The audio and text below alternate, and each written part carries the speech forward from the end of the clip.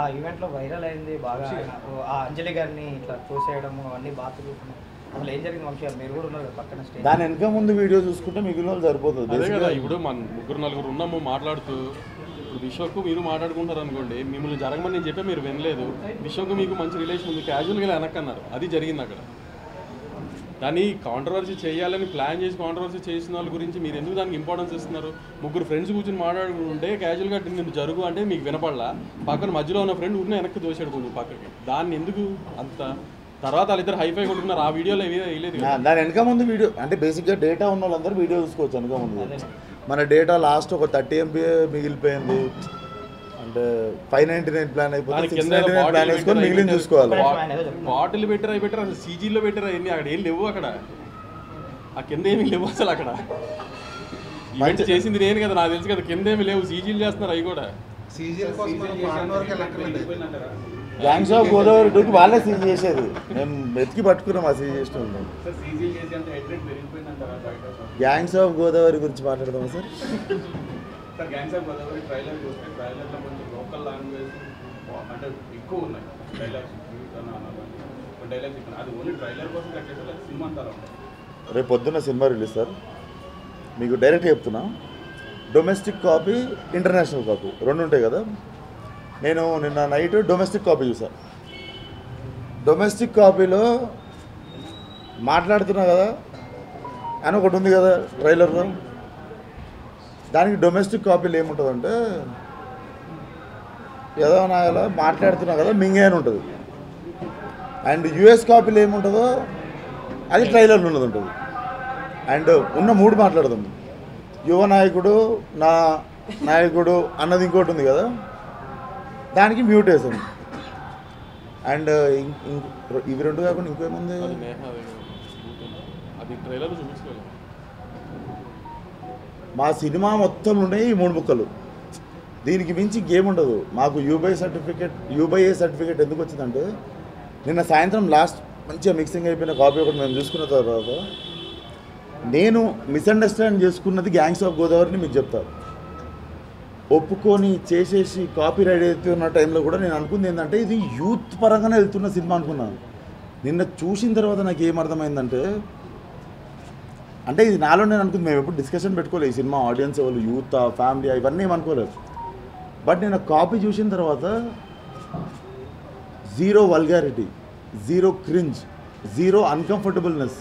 మీరు చిన్నపిల్లల్ని వేసుకొని సినిమాకి వచ్చినా కూడా మీకు ఇంత అన్కంఫర్టబుల్నెస్ అనిపించినా కూడా మీరు క్వశ్చన్ అయ్యారు, మేము ఆన్సర్ చెప్తాం. Like you can point out like నువ్వు తప్పు చెప్పినావు ఆ రోజు ఈరోజు ప్రెస్ మీట్లో అని చెప్పారు.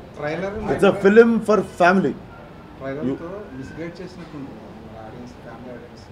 అంటే మీరు 2 నిమిషాల 20 సెకండ్ల ట్రైలర్లో మీరు 10 సెకండ్లు పట్టుకుంటారా, మిగిలిపోయిన 2 నిమిషాల 10 సెకండ్లు పట్టుకుంటారా అనేది అది మనం పెరిగిన వాతావరణము, మనకి నచ్చే విషయాలు, మన క్యారెక్టర్ అవన్నిటిని బట్టి ఉంటుంది. అది ఎవరికి వాళ్ళకి మారుతూ ఉంటుంది. అది ఇప్పుడు అమ్మాయిలను అంటే లవ్, అమ్మాయిలంటే ఇష్టం ఉన్న వాళ్ళు ఏం చేస్తారంటే నేపాటు నచ్చుతుంది వాళ్ళకి.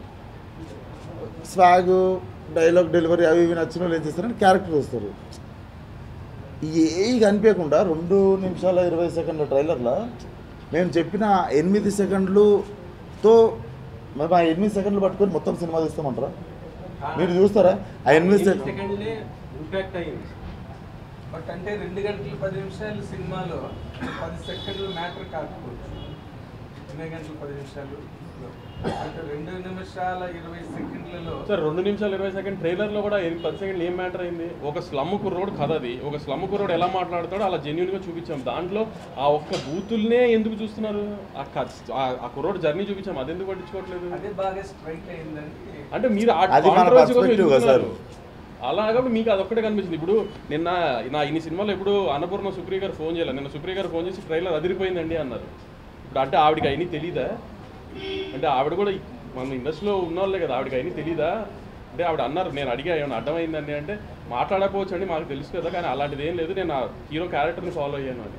అట్లా మీరు ఎందుకు చూడరు? ఎందుకు ఏదన్నా ఇప్పుడు పిల్లు అప్పుడు కూడా అంతే, అనుపమ చేంజ్ ఓవరా నా టాపిక్ మీద వెళ్తున్నారు. ఏదన్నా ఆ నెగిటివ్ సైడ్ ఎందుకు చూస్తున్నారు ప్రతిసారి?